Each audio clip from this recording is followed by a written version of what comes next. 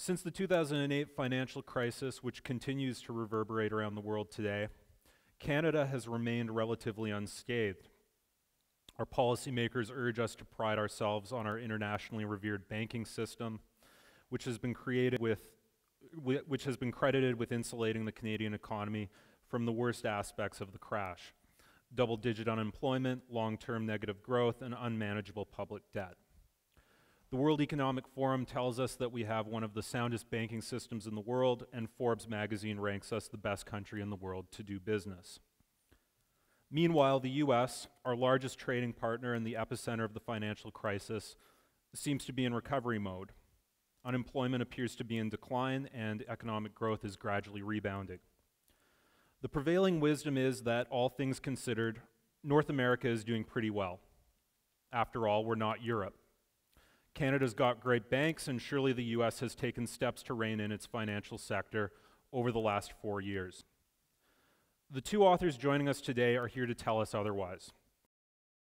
Even though I'd begun doing business reporting as far back as the 1980s, I'd stayed clear of the financial sector, but writing about it and reporting on it, because it seemed very arcane, very boring, a bunch of white guys pushing numbers around.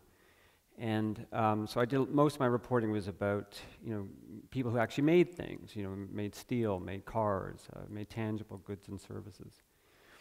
But in 2008, when I was working at a show called CBC News Sunday as a producer, I could already see, like a lot of people were beginning to see, in early 2008, a storm was coming. The Bear Stearns had collapsed that winter, and you could see that the financial industry was in the beginning of a major crisis.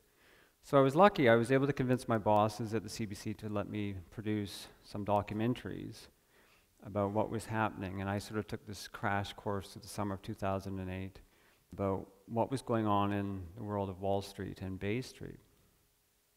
And one of the first things I discovered was that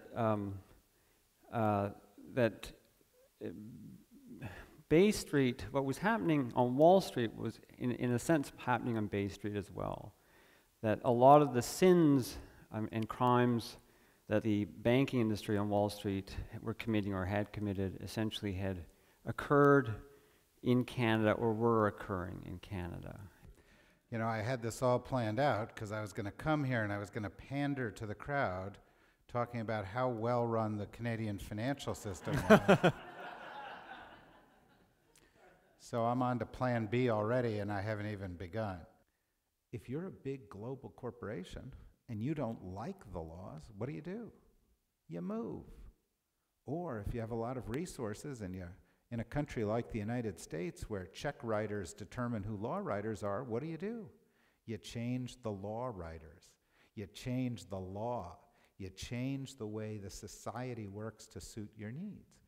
And over the course of a couple of hundred years, the last 200 years particularly, this shift in power has changed in such a fundamental way that I think what we were taught in schools, those of us who went to school back when people taught about this kind of thing, remember civics classes or geography classes, those kind of things, which aren't actually taught in schools in the United States anymore.